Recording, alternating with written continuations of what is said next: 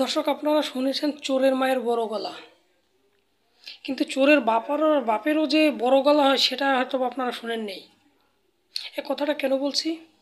গাজীপুরের শ্রীপুরে সরকারি বন বিভাগের গাছ কেটে নিচ্ছিল, তখন বন বিভাগের কর্মকর্তারা সেখানে যায়। সেখানে গিয়ে বলে যে আপনি এখানে গাছ কাটতেছেন কেন?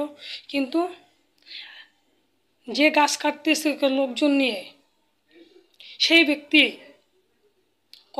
বন বিভাগের যে কর্মকর্তা তাদের উপরে হামলা করে। প্রথমে তাদেরকে খারাপ ভাষায় গালিগালাজ করে এবং এক পর্যায়ে তাদের উপর হামলা করে। কিন্তু কাকা বুঝতে পারে নাই যে এদের উপর হামলা করলে অতর্কিত হামলায় কি হতে পারে। তাদেরকে সেখান থেকে ধাওয়া দেয় এবং এক পর্যায়ে তাদের উপর মারধর শুরু করে, লাঠিচার্জ করে সেই বন বিভাগের অফিসারদের উপরে।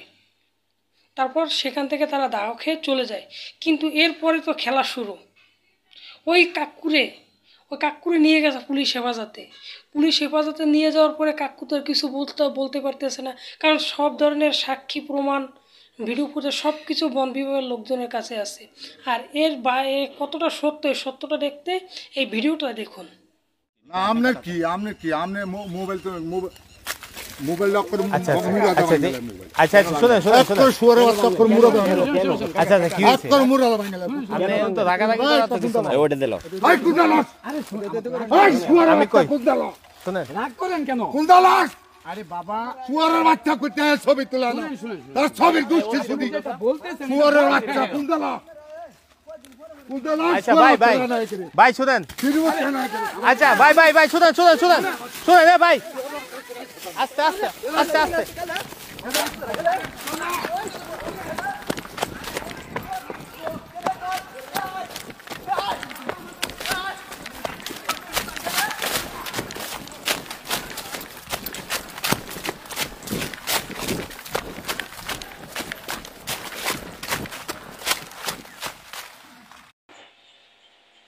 কিন্তু কাকা বুঝতে পারে না যে শেষবারে তার পরিস্থিতি এরকমটা হবে।